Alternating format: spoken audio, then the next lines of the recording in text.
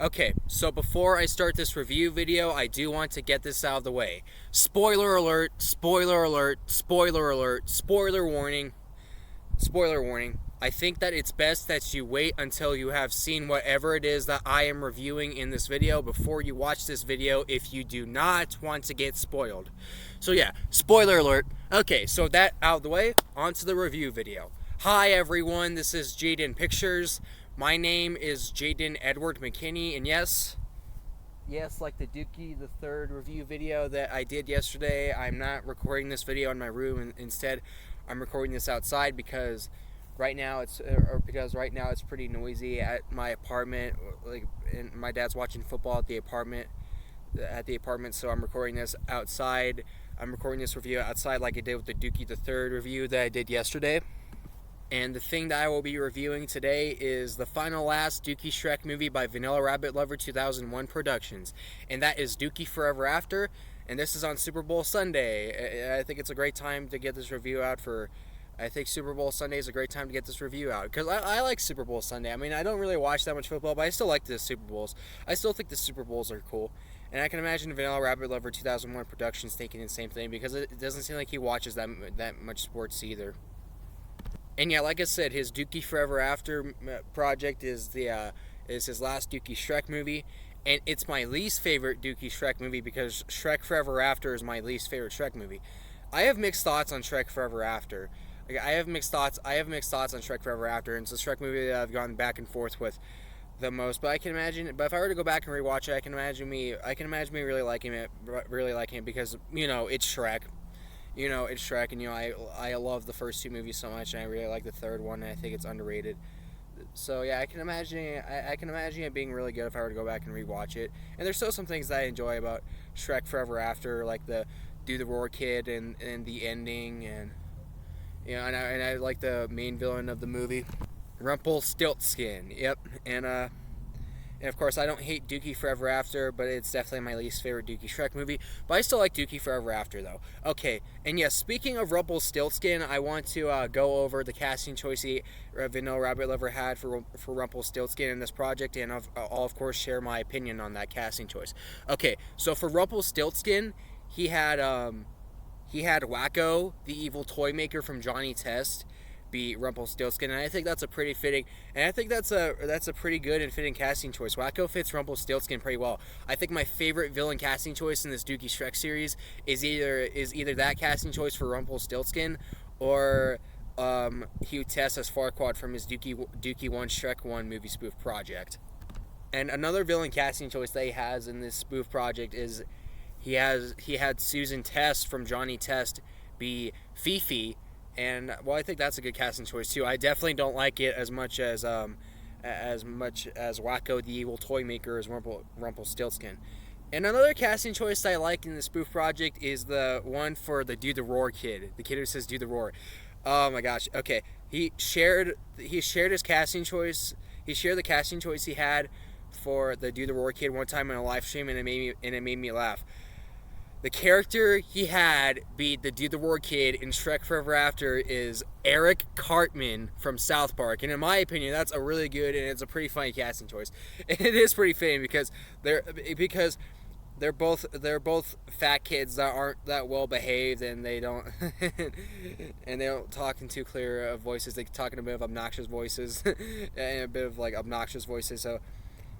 So yeah, I really like that casting choice of Eric Cartman from South Park as the Do the Roar Kid. Probably the best casting choice I've seen for the Do the Roar Kid by far. That's a really good casting choice. Yeah, he also had Dr. Broken Necklace guy from Dukey the Third be the father of the Do the Roar Kid, and yeah, that leads to another continuity error. But like I said, I don't blame him too much for that because continuity errors can be pretty hard to avoid when spoofing Shrek. And another continuity error I've noticed in Dukey the Third is how he had Ronald McDonald be the guy who comes in and says, "Your Highness, the princess, she's been saved." And despite the fact that, like I said in the Dukey 2 review, he also had Ronald McDonald be Sergeant Pumpus in Shrek 2, and he also had him be the chef. Also had Ronald McDonald be the chef who says dinner is served in the dinner scene of Shrek 2. So yeah, that's another continuity error. But like I said, I don't blame him too much for those, and I don't blame him too much for the continuity errors, because continuity errors can be pretty hard to avoid. Although I've seen some pretty noticeable continuity errors. Although I have seen some pretty noticeable continuity errors in these Shrek spoof projects. Now, what else is there to talk about with this spoof film? Well, there's some really unique ideas that he came up with and threw into this project. And one of them is what he did in replacement for the book opening scene at the beginning, where he replaced it with this My Little Pony clip, and he voiced over at least some of that My Little Pony clip. Now, let me say this: unique-wise, the idea is great. In terms of uniqueness, it's such a great idea. But do I still think did I still like the idea he did for the replacement for that book, for that first book opening scene? No. You want to know why? Because I don't like My Little Pony. Yeah, so that's why I don't like the way he did in replacement for that first book opening scene. Because I really don't like what he did for that. But hey, at least I really like how unique it is. That's something I like about it. But I don't like it because, like I said, I don't like My Little Pony. I hate it. I'm tired of seeing it in the spoof cast. The stuff I said in the previous 3 Dukey Shrek movie reviews. I do not need to keep saying this. I don't like My Little Pony. Ugh. Okay. I'll keep my cool. But yeah, what other unique ideas did Vanilla Rabbit Lover do for this spoof project? Well, he added in 4 songs, and if I'm correct, these are all the songs that he added in this spoof project. He added in this one song, In the Land Before Time, which he unfortunately got Part 11 copyright blocked for, and and he's not gonna go back and redo it because, like I said, he doesn't go back to redo parts because he doesn't want to waste his life going back to redo parts to fix certain things, and I don't blame him for that, even though it's not something I do. But still, I don't blame him for that. And another song that he added into the spoof project is this one song in this one movie, animated movie from 2004 called A Teacher's Pet. It's called A Boy Needs a Dog, and it's a reprise version of that song.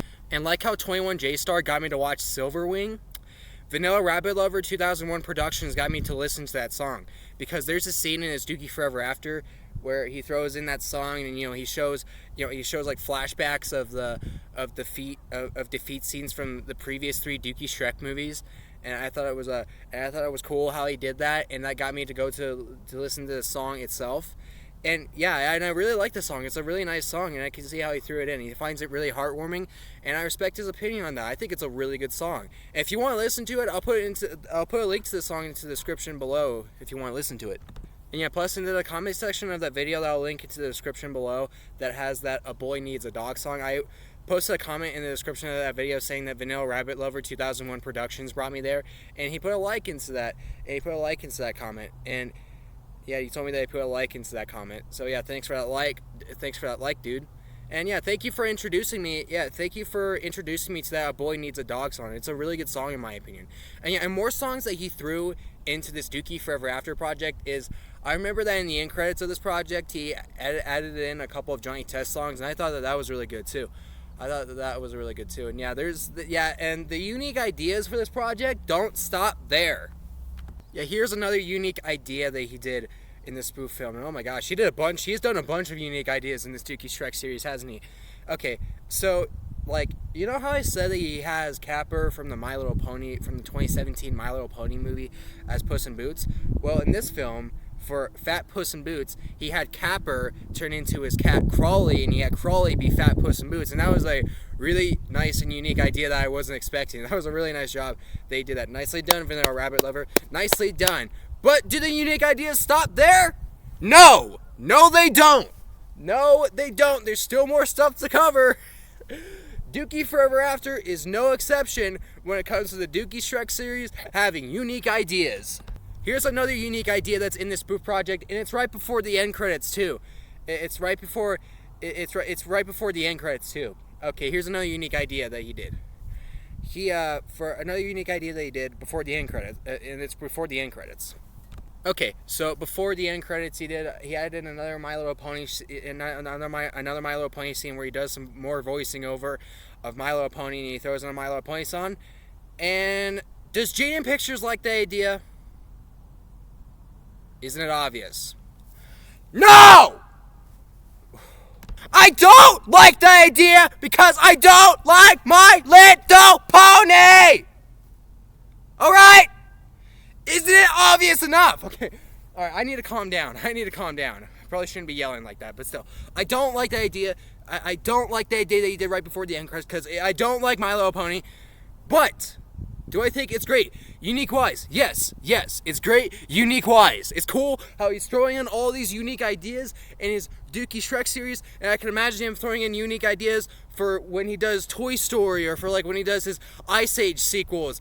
Yeah, I really like how he's throwing in unique ideas. Unique wise, this idea that he did right before the end credits, it's great. It is great unique wise. This is something I haven't seen anyone else do before the end credits of their Shrek Forever After. Now, they've seen that many people spoof Shrek Forever After. Oh, and my bad. That My Little Pony idea I was just talking about, it wasn't done right before the end credits. It was still done before the end credits, but it wasn't done like right before the end credits. Right before the end credits, he was throwing in the scene from this one cartoon I don't know about. And yeah, I do like that idea. That was a nice and unique idea they did for this spoof project. Yeah, and another thing that I messed up on is that he didn't just throw in 4 added songs. He threw in at least 6 added songs. Yeah, that was my bad. Should have thought that on that one before saying he threw in 4 added songs. But oh well, it's all right. I don't feel like having to go back and re-record this whole video. All right, and do the unique ideas stop there? Actually, they do. You know what? Yeah, they do. Those are all the. I think I've covered all the unique ideas they did for Dukey Forever After.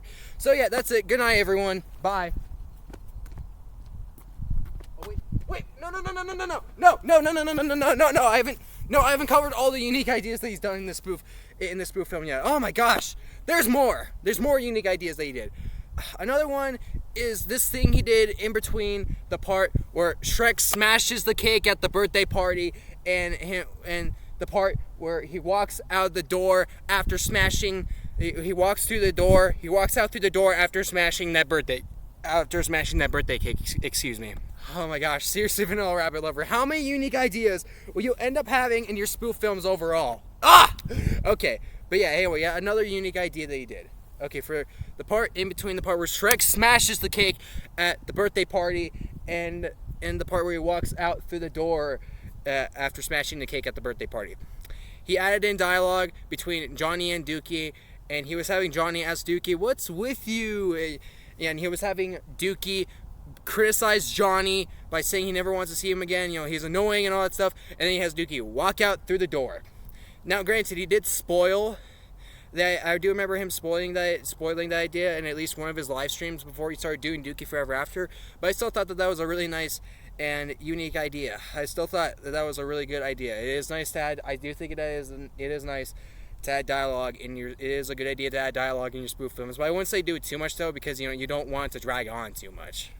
Yeah, and yet another unique idea that he did for this Dukey Forever After project was during the scene where Shrek is running down chasing Donkey, and Donkey's all scared, saying that he's being the A word napped. Okay, so yeah, he was voicing over that line. He was voicing over that line. I wouldn't say he completely replaced it, because if you listen closely, you can still hear Donkey saying that line and saying that cuss word in the background. But for that part, he had a Johnny. For that part, he voiced over that part and had Johnny scream, and had Johnny say this: "Someone help me! I'm being kidnapped!" Nice line replacement there. That's a nice line replacement. It works well enough to replace that line with that cuss word in it. And oh my gosh, you know what? I think I've covered too many of these unique ideas. How about I just jump on to conclusion? I think I've already covered a good amount of stuff to cover in this Dukey Forever After project. Let me just jump into the conclusion. What do I think of it? I don't know how I'd rate it on a scale of 1 to 10, but I thought it was a good project despite its crippling flaws. I still think it's a good plot. I still think it's a good project, a nice finale to this Dukey Shrek series, a nice last Dukey Shrek movie. And yeah, I still think it's a nice project with a lot of unique ideas, really good with some really good casting choices thrown in there, especially that one with Eric Cartman from South Park as the Do the Roar kid. I thought that's a really good casting choice in my opinion. Overall, it's a good finale to the Dukey Shrek movies, and I think it's good. I think it's enjoyable. I think it has really nice and unique ideas, and yeah, I think it's good. And I think overall, this whole Dukey Shrek series in general is good. The Dukey Shrek movies are good. I do enjoy them. They are enjoyable to watch, in my opinion, despite their crippling flaws. And yeah, nice work on this Dukey Shrek series, Vanilla Rabbit Lover 2001 Productions. Yeah, I might think they have their crippling flaws. Yeah, especially with all the My Little Pony stuff. But I still think it's a good series with a lot of good ideas. With a lot of good and unique ideas and all that stuff, and I think this series works. And if you want to know if Vanilla Rabbit Lover has done the Puss in Boots spin-off movie yet, no, he has not done it yet. But is he going to do it? No. He said in some of his streams that he does not plan on doing Capper and Boots. He does not want to do Capper and Boots, and which I don't blame him, because I don't plan on doing Puss in Boots either. I don't plan on doing Knuckles and Boots. Not that I think that the Puss in Boots movie is bad. No, I think it's a good movie, but I don't think it would be that much fun to spoof. If you want to see Knuckles and Boots, go to Winnie Brown. Although Winnie Brown hasn't continued her Knuckles and Boots project in over a few months, and she's been working on other spoof projects, but she'll continue it at some point in the future. Right now she's doing Shrek again on a different channel, and she has Shadow from Sonic as Shrek this time instead of Sonic from Sonic as Shrek this time, and she's on Shrek 2 right now, and she said that, and she was talking about getting the trailer, and today she was talking about in a community post about getting the trailer out for that, along with part 1 to that project, out tomorrow. So yeah, that's something to look forward to, in my opinion, and I'm looking forward to seeing what Vanilla Rabbit Lover 2001 Productions continues to do with his spoof projects. He said he's talking about doing Toy Story, and he also wants to do the Ice Age sequels.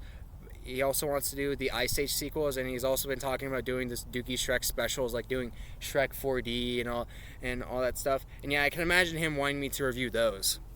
So yeah, I overall enjoy Dukey Forever After, along with this whole Dukey Shrek movies. Along with this whole Dukey Shrek series, I think the Dukey Shrek movies are enjoyable to watch.